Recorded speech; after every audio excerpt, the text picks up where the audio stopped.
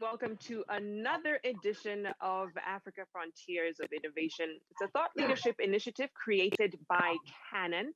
Now, each month we bring together brilliant minds to discuss their industries, the challenges, and the possibilities.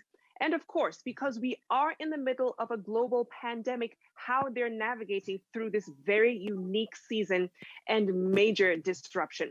Well, today it's all about Africa's film industry that has been growing in size and popularity. Now, with our audiences warming up to watching African stories and African filmmakers investing more in independent films, the industry has never seen a better time. Well, my panel will be looking at Africa film trends and the landscape, how cinema is reinventing itself in a COVID-19 world. What makes Africa unique in this industry and what's in store for the future? On my panel, we have Azza El Husseini, who is a filmmaker based in Egypt and the executive director of Luxor African Film Festival. We also have Nse Ikpe Etim. She's an award-winning actor, a conference speaker, and she features as a lead character in the sequel to a blockbuster movie, King of Boys, that will be released on Netflix in 2021. And Dr. Zipporah Agatha Oko, who's a lecturer of theater arts and film at Kenyatta University in Nairobi, Kenya, and a French African Young Leaders Program laureate. Thank you all for joining me. I guess let's begin with getting the bad news out of the way. And by that, I mean just what the impact of the pandemic has been. It's been quite a disruption across different sectors and industries. And probably the most visible has been that of film.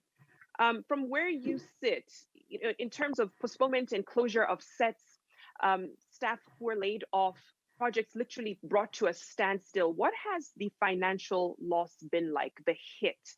And I'll begin with Azza. Thank you very much for this opportunity. Of course, the pandemic affected the film industry in all the world, especially the emerging young talent from Africa. It affected the production itself because of the social distance and the gathering forbid. Also, the cinema theaters in all the world, it affected much and more. Also, the fund to produce becoming limited, especially for the young who are approaching the industry.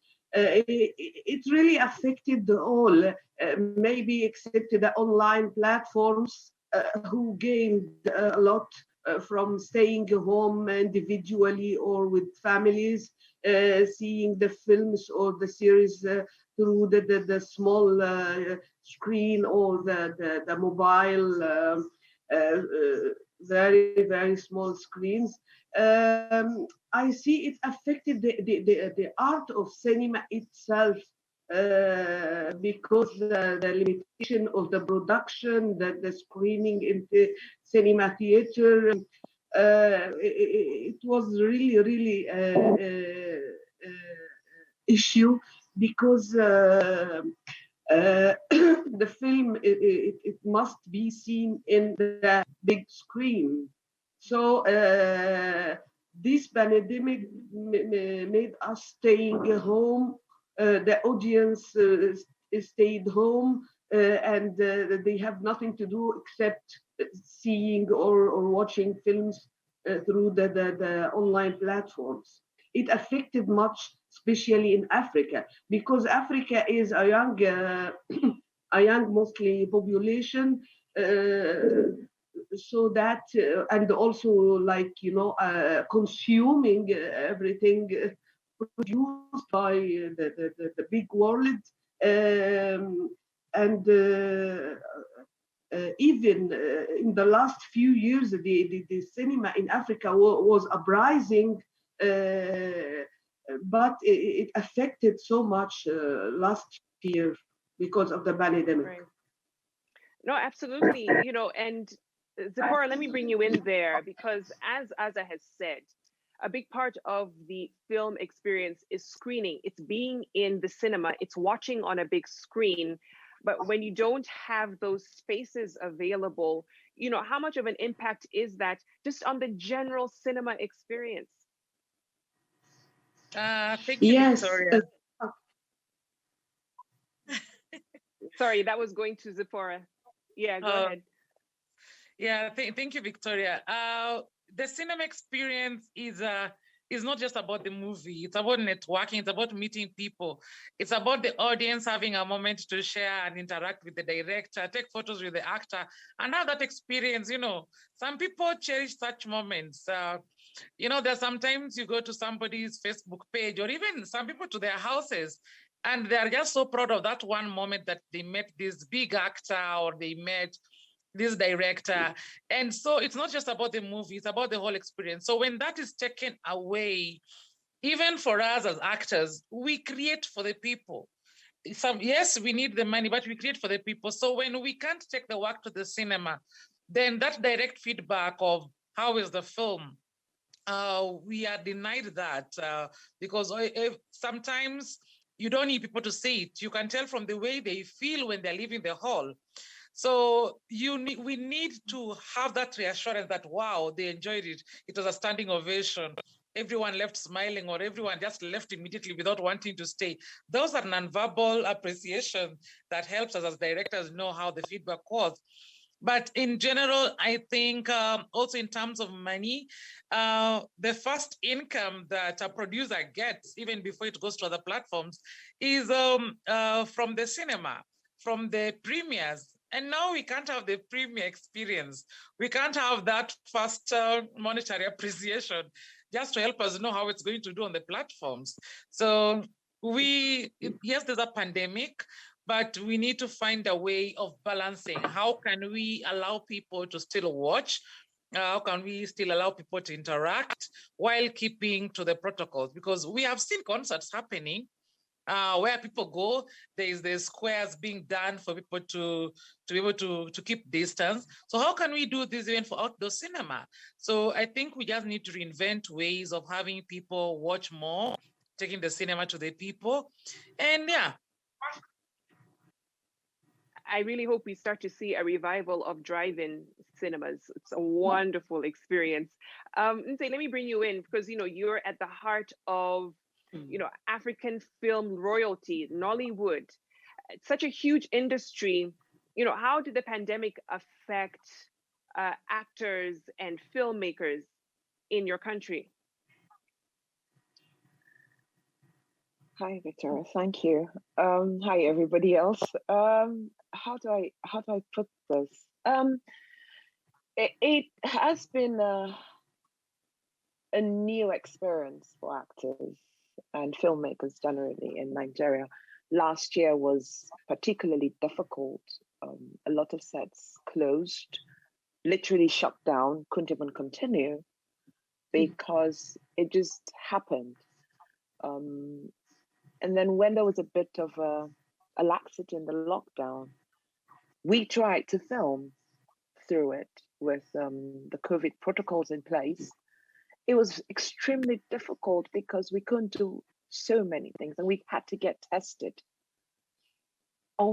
Actually, it was every week. We got tested because we were exposed and we had to try and work. We were kept in a bubble. For different productions, we were kept in bubbles and we thought it was safe enough. And I actually had a COVID scare on one of the sets. So we were all sat there. And while filming, we just got called together and told, I'm sorry, we can't film anymore. One of you has been exposed. He's positive. The fear for something that's so unknown, it destroyed so many of us. Some people couldn't get up to work, but we had to sail through it. I think that's what makes us resilient.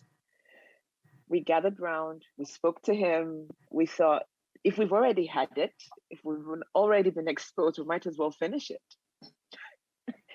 But it after a few tests, none of us was positive. So we continued, we finished, but it made it hard for the cinema goers to watch the films that were released.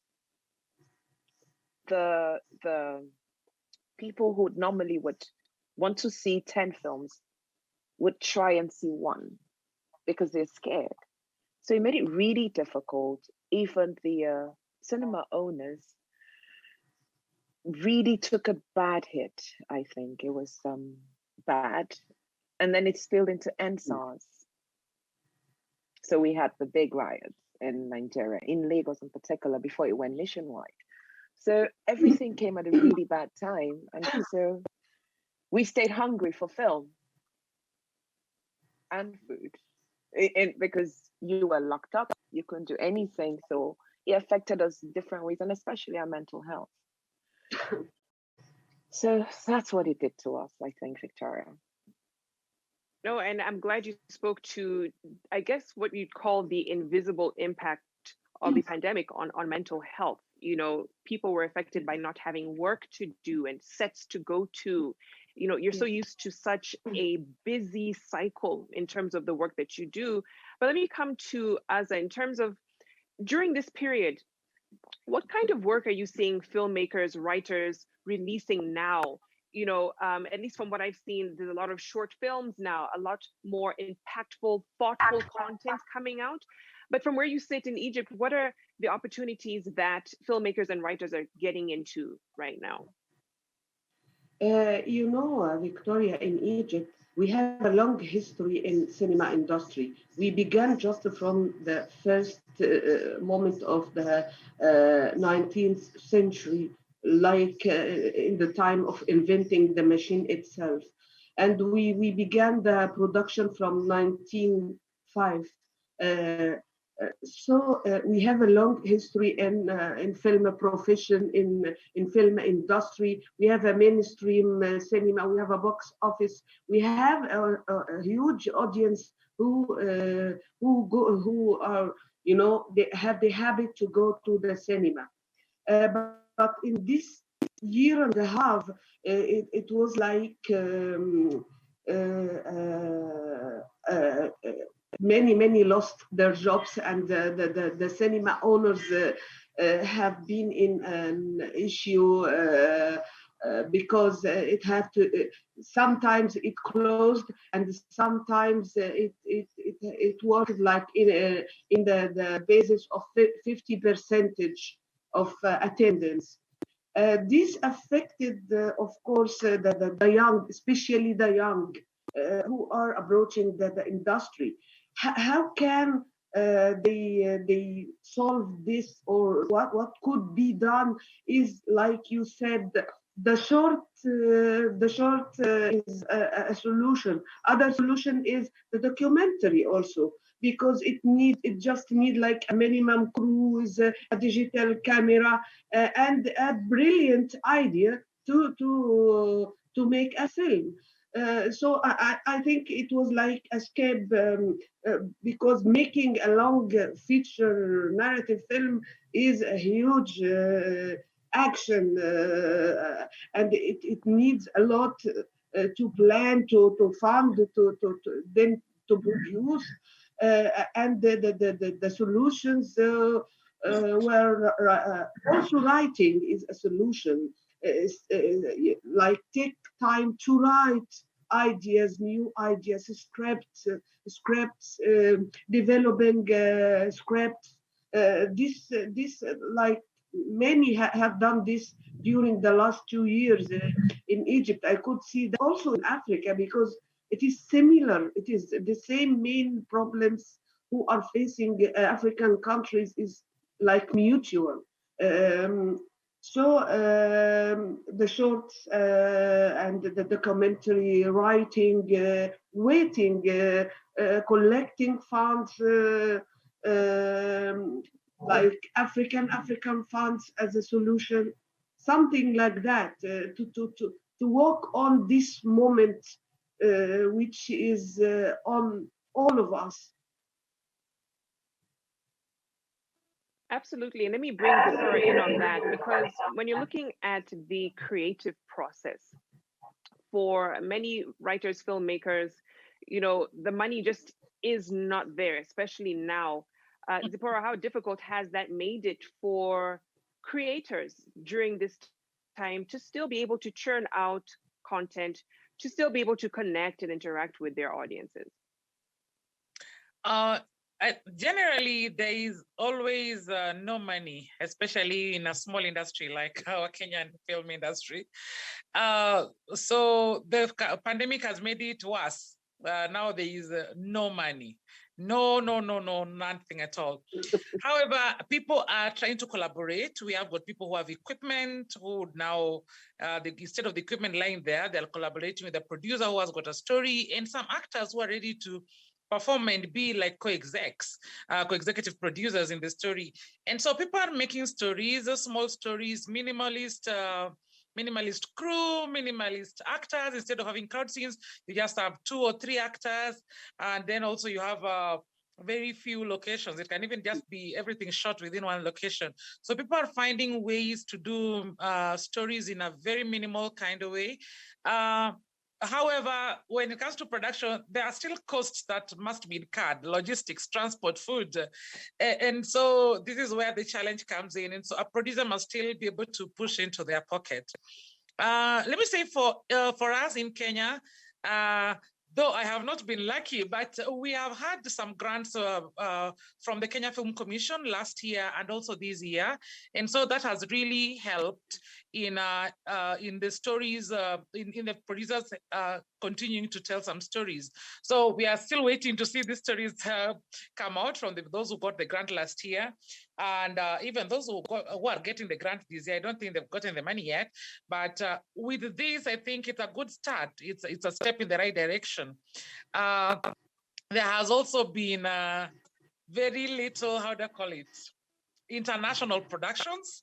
And international productions bring in money into the country. It gives opportunities. The producer and director can be from abroad, but the set runners, the assistant directors, some of the assistant crews, that's money coming in, and that's the technical crew who have to be gotten from Kenya. So this has been very minimal because of COVID, and so that means people are hungry, and that means artists are not just doing art. People are getting into selling groceries, clothes, and anything. Yeah, because sometimes we say you have to survive so that you can be there in the next film industry after COVID. So people are doing anything they need to do to survive, while they're also trying to collaborate. Yes. No, absolutely, Zipporah. And unfortunately, it's kind of relegating a lot of artists into that moniker, starving artist. It's difficult, and even trying to navigate through this period as it recovers, it's just interesting to see how that will be done. But Nse, I remember having this discussion with you a bit earlier about, and you said it best, I have to quote you. You said, art has kept us sane, science kept us alive. So how important is this medium at a time like this? People watch movies to escape. They watch shows to feel, let me just take a break from life a bit. So when you're not able to kind of do that or churn out as much in terms of art pieces, what does that do? Yeah, when we talk about art keeping us sane, that's true. Not just for the audience, but also for the how do you call it? For the crew members. You see, some of us we keep doing this. We take our phones, we take any available equipment, and we create it. It's not about whether you're going to make money on it, because if I sit at home for 2-3 months, what am I going to do? So I'm like, let me hook up with Nse and we do something and we check it out, And so people are doing works online. People are doing works with their children. People are doing short movie projects. Let me say, I have done, I think last year I did 3 passion projects, though I also did 3 projects that were sponsored. But the passion project is that thing of like, gosh, it's a month since I even shot anything. And we call a small team, like 5 people, and we shoot, And so it gives us therapy in that I feel like I'm still important. I feel like my skill is still being appreciated. And I put it there on Facebook and somebody laughs and says, wow, that's a funny story. Oh, that's my story. Oh, that happened to me. That happened to my sister. And that alone is therapy to people. A lot of African having content that medium of social media. So sorry to cut you off, but I meant to also get to Inse because of time. Just your thoughts on that, because that was her quote. It has kept us sane during this time. So Inse, just to get your thoughts on that. Well, like Zipporah said, it's funny that artists need to feel. We always feel a sense of in our vulnerability, we want to be validated. If you don't see what we give you, we don't get that sense of validation. As much as we don't want to be validated by anybody, there's a feeling that we get. Zipporah, am I right? Yeah. That's what it is. So when you're not putting out work, you feel very empty. And then it starts to creep in and then starts to affect you mentally. And then you realize you're no longer the person you were. So sorry about voice. It's the character. It's not me. So when we are faced with this, and as she said, we have to pick up our phones and create content. And that's not I understand a shift to that medium, but it's really not who we are. We want to be able to go to a place, sit, create, and then give it to you because we've created it with so much. It's a bit shoddy, but then again, it's content, so it helps us. But that's not what we really want. We don't want it to come out as soon as we've done it. We want it to go through the process because as artists, we respect the process. And that process is what gives us hunger for excess. So the pandemic has made it such that all of us, everybody have found something that they can do. People, and it's a good thing. And then some people think maybe work would leave my table, but then I think there's enough for everybody. So either way, I don't think I'm extremely unhappy about the pandemic. Personally, it has also taught us to look within and find our strengths in different things. So I'm grateful for whatever it's done. I'm grateful for the fact that it's given us a break to sit back and appreciate that which we had, because we didn't know what we had up until now. So it has kept us sane. I'm thankful. As I said, I didn't know when I said that, Victoria. Thank you. I had to write it down. It was that good of a quote. But you're right. It also has given us perspective.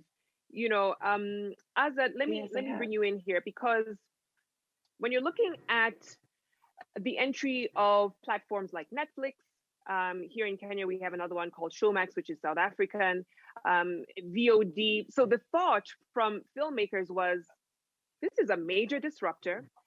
We're considering film dead. But what was the case in Egypt? Because I remember when we had this discussion earlier, you said a lot of filmmakers take advantage of digital platforms in Egypt and have done quite well. So how have they used this that was initially seen as a disruptor to their advantage? Of course, this year affect the filmmakers as we in Egypt, especially the independent filmmakers who are relying on the low budget films, because even the cinema was not totally shut down in Egypt, but also that the income has been low comparing to the year previous. So that the filmmakers were like in jeopardy, because the solution was like to make TV series. We also have a television drama You know, in the Arab world, we have like 300 million who are following up the Arabic drama, and the Egyptian drama is also famous and is spreading in the Arab world and the north of Africa. But still, the cinema as the seventh art is suffering because these online platforms really affected films made to be screened on the big screen. Also, I see my colleague here in Egypt, some working in TV series for Netflix or selling films for Netflix, also from different countries in Africa. But my point of view is this is affecting the art of the cinema itself, because part of this art is to watch the movie with others in the big screens, in cinema halls, in cinema theater, like Zibi said, meeting, talking, presenting films, networking, you know, creating new productions, and so. So it really affected everywhere, yani. Absolutely. You know, and Zibi, on that note, just in terms of how to reach audience, we've talked about how with cinemas closed, it's been extremely difficult. And then, you know, right now, many cinemas, especially in Africa, have a hard time just staying open in general, leave alone the pandemic. You know, there were expensive film rights, high rent. Then you're also dealing with a pirate industry, right? Where people just don't want to pay to see the original piece of work in a cinema. So for Kenya, for instance, what does distribution of films look like, and how can that structure be fixed? How do we better empower films and cinemas across Africa?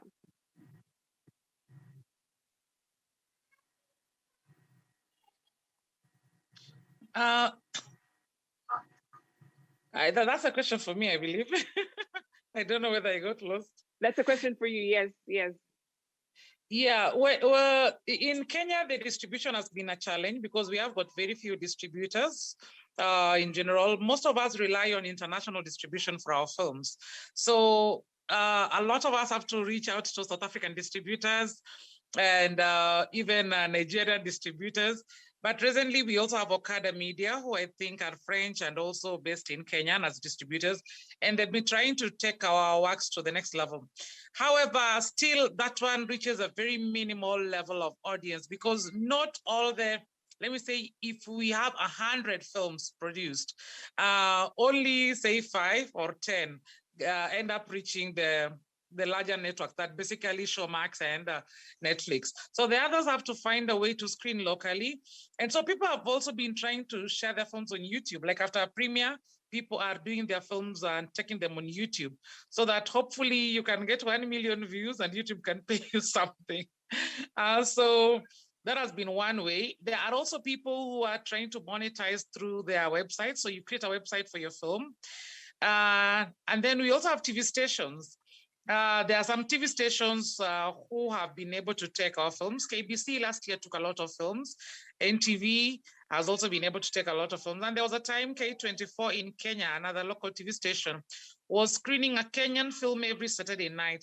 And so these are small steps towards distribution.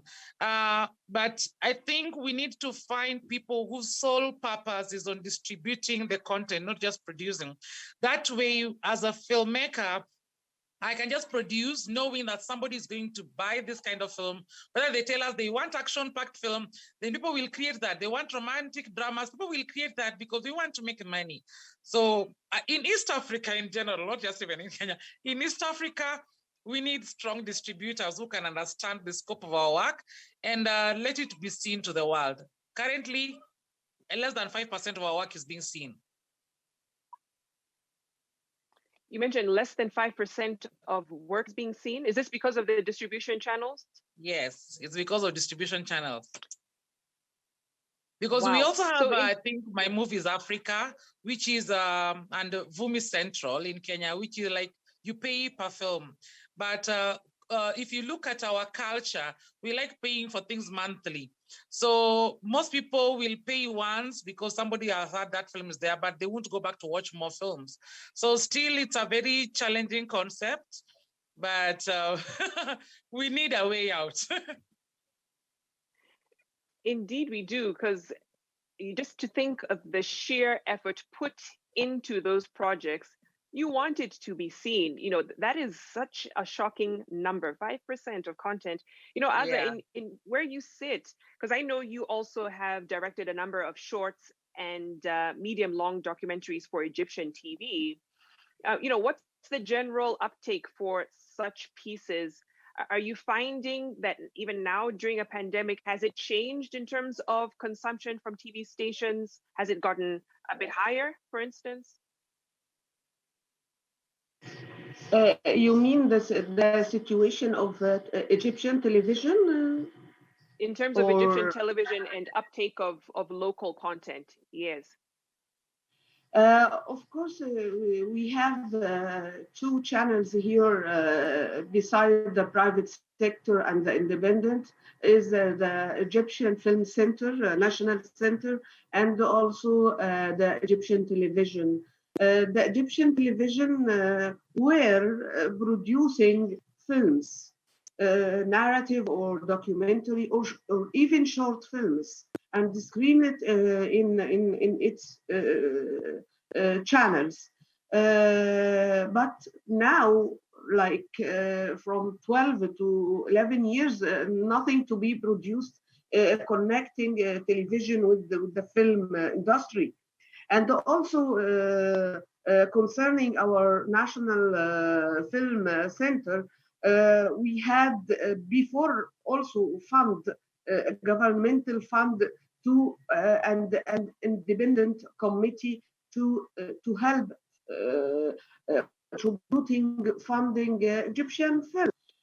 But this fund has been stopped now also. You know, the double with the pandemic, with all these circumstances, you know, is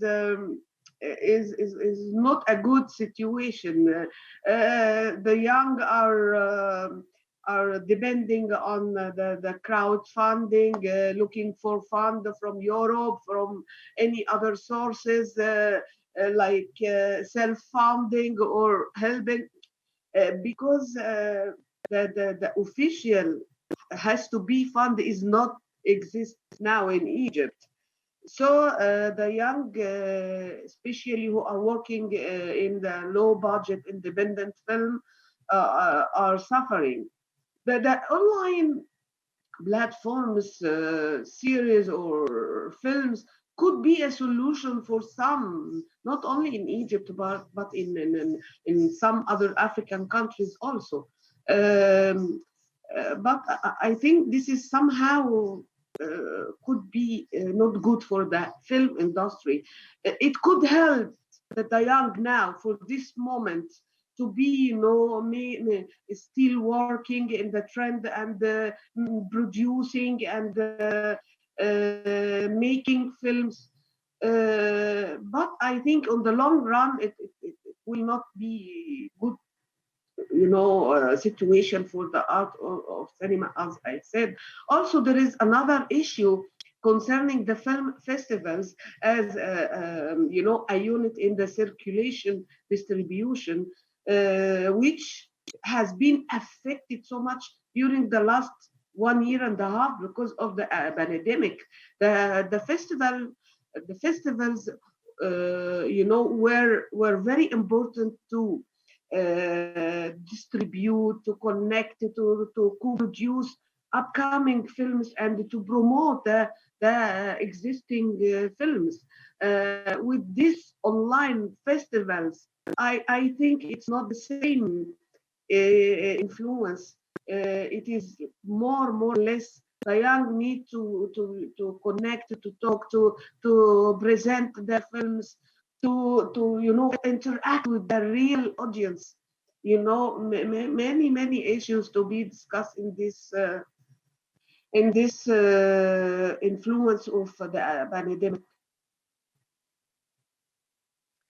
And just on that same note, Zipporah, I'm sure you've heard and you have the same sentiments as I talk about the death of physical film festivals. They've all gone online, and how important that network, that space, that interaction is for up and coming filmmakers to get their work out there, to meet some of the other seasoned filmmakers they've admired. That's not happening now. And I know you founded the Lake International Pan-African Film Festival.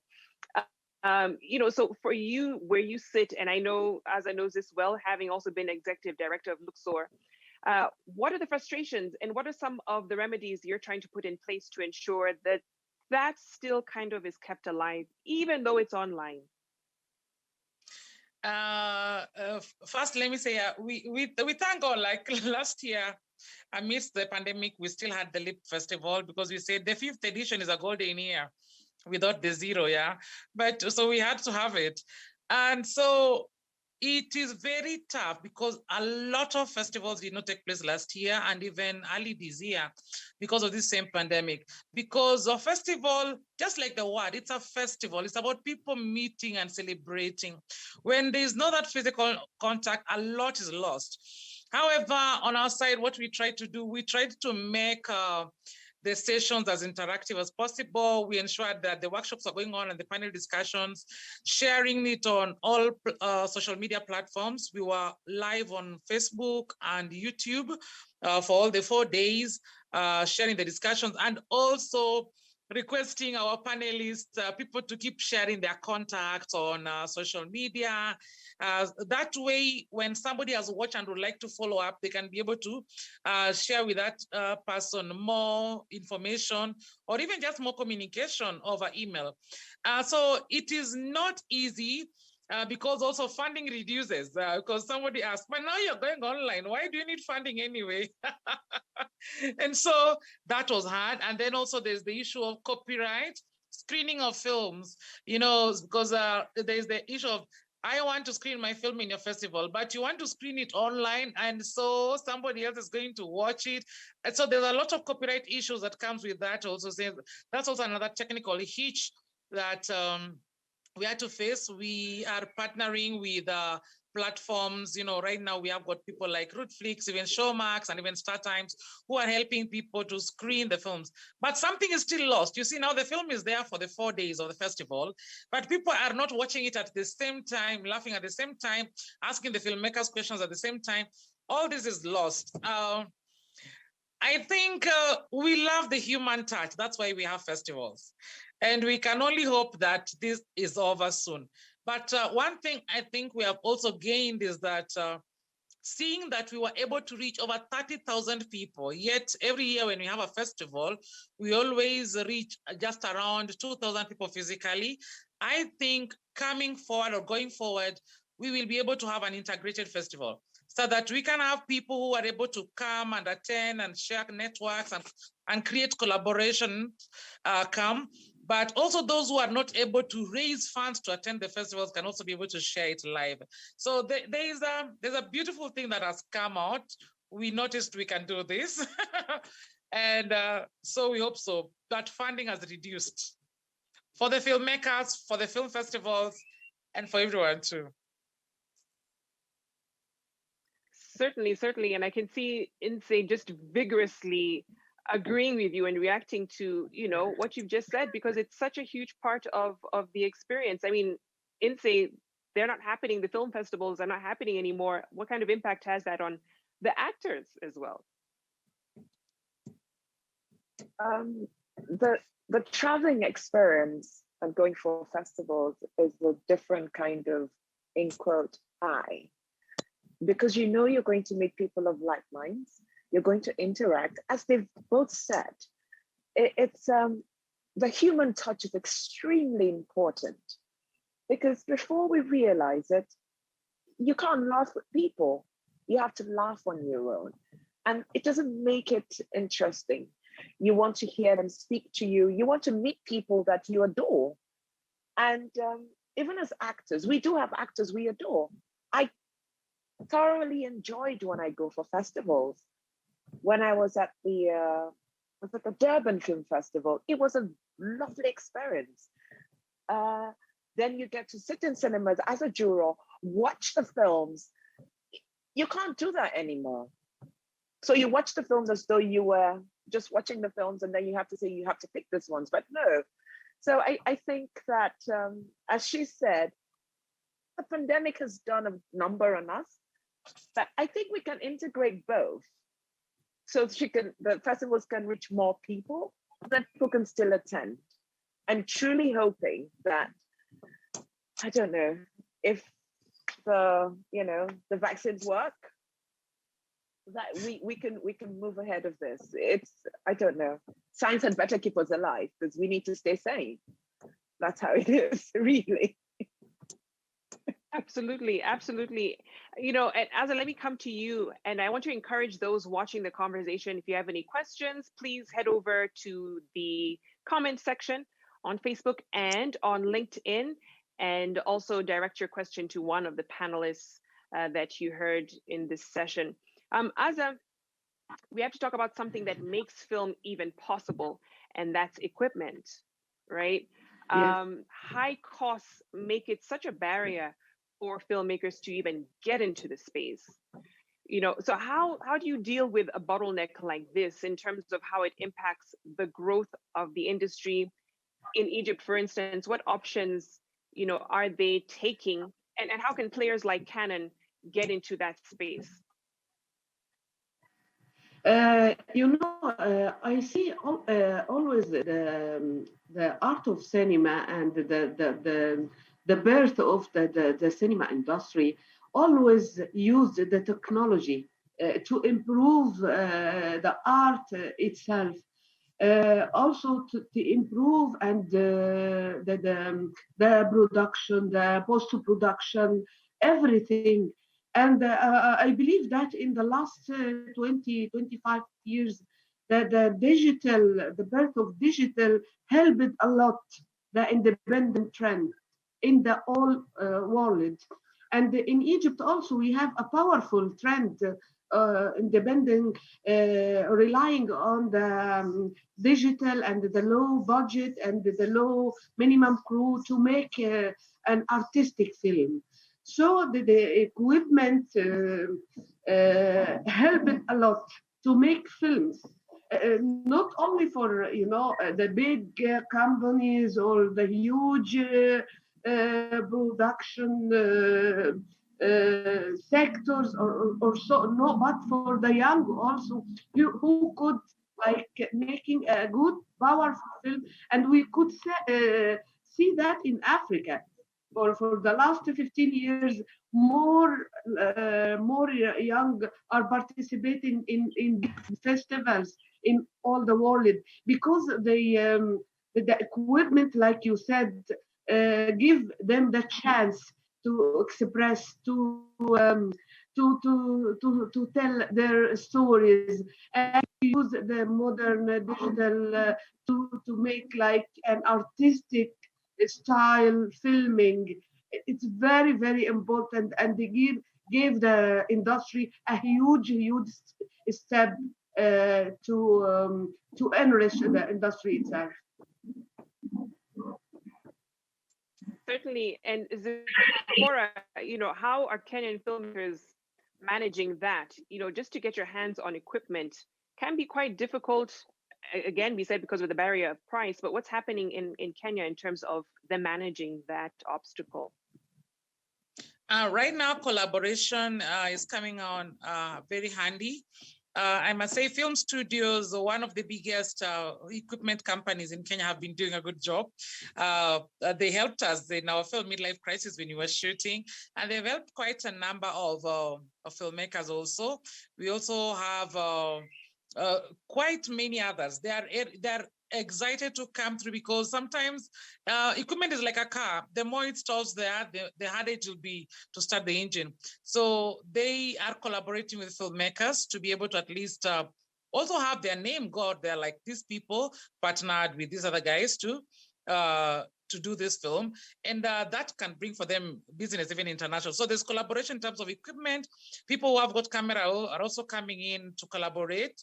I think the greatest challenge in Kenya is not even equipment. We have got enough equipment. We even have got enough technical crew.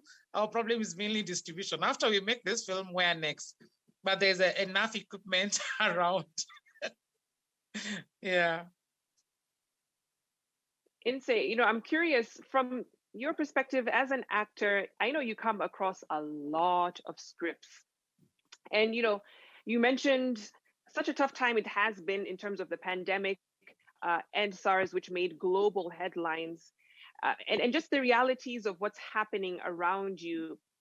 As an actor, what kind of narratives, what kind of storylines are you hoping to see come out of African filmmakers, writers at this time when we're looking forward? What would you like to see? I'd like to see Africans tell our truths in our voices. Because the few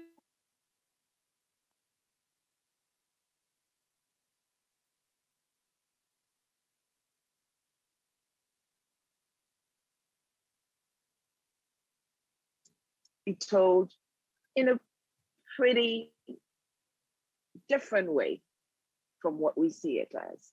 So I think we have to tell our truths about our experiences, how we see the world, how we want the world to perceive us, who we are. And a lot of those narratives cannot be lost because the world is a lot more global. I think it should encourage us to tell our stories the way we want the world to see who we are. And for me, there are a lot of topics that would be broached. What do I say now? You can't say that a story has been told too many times. It's how you tell the story that makes it different. So I know that script writers would get down. They have to make the stories that we tell a bit more authentic and organic, so that when the world sees us, they see us in the way we want to be seen and perceived. Because a lot of things can be lost in translation, and we do not want that to happen. So that's how I see us telling our stories going forward. And I think the pandemic has accorded us enough time to sit back, not rush our stories, but tell our stories the way we want them to be told. Certainly, the importance of taking ownership of your own narrative and then, translating that to the rest of the world. To the rest of the world. And just to keep on that note, absolutely. Asa, for you, how do you think the industry can best serve the audience? How do filmmakers best talk to the people that are watching their films? Because it's an emotive exchange. It's an experience. It's not like any other industry. So how do you feel filmmakers can better talk to their audience through their films? Like you said, it is this interaction with film and the filmmakers between the audience and the film is very, very important and powerful. Cinema is powerful element now in the world. But I want to comment to my colleague here, because the cinema predict what we are suffering now. This is the art of cinema. This is the influence of film. We saw before many films who presenting this idea of pandemic, different idea. So the films predict what could happen in our life. Now with this isolation we are living in, with this affection to our beloved, our families, our friends. So this is what you just said. How could film serve society, the audience, the human. I believe it's not a question of solution of the problems, of course, but I mean to interpret, what is happening around us. This is what the film could do, could introduce this dialogue between the audience and the film is very, very important, and I hope that it continue. And I believe also the film industry suffered a lot before when television invented, and so on many other channels to screen like dramas. But the art of cinema stayed and continued, and I am sure it will. Here also in this situation, it will continue, and it will play a very, very important role in our future and our present also. Absolutely, Aza. And you've just reminded me how, yes, films can be very predictive. It's so funny, when the pandemic hit, people would always say, I feel like I'm in an apocalyptic movie or a film. Seen it before, on a big or small screen. So I guess they were slowly preparing us for an eventuality like this. But Zipporah, as we're wrapping up, what do you see the future holding for African filmmakers, for African cinema? What is the ideal for you? What do you want to see this industry doing? What I'd like to see the industry doing, there's so much, but I think the top priorities are one, having international collaboration. I mean, having NSE come to Kenya to do Nigeria-Kenya film, that means a bigger audience. That's one. Having brands, organizations, companies being able to trust producers to put their brand placement there and be able to put in their money. Because I always say, advertising on TV is how much? 1 week only, you'll pay like 5 million. If you give just 2 million to a filmmaker, how much can they do and how long is it going to be advertised? So if we can be able to convince more stakeholders, more companies to be able to put in their money and see film as a point for change, a point for advertisement, that will be good money for us too. Indians do it a lot. I watch a lot of Indian movies. Indians do it so much. So why can't we do it in Africa? But also, we need to be able to have our inner truths. Sometimes the best stories are the ones that are just around us. We look for stories too far, yet the story is just here with us. How I woke up, how I wasn't able to go for Christmas to my countryside, and that's just a story in itself. But we look for a Western story. This one can sell to Hollywood. No, our audience is Africa. Let's not try to sell to Hollywood. If it can sell to Africa, then Hollywood will definitely come. If it can sell to Kenya, then it will definitely sell in Nigeria. You see the way Nigerians have done it? If it can sell in Nigeria, it can sell in the whole of Africa, and that's what they've mastered. So I think I'll just tell East Africans, let's tell our stories.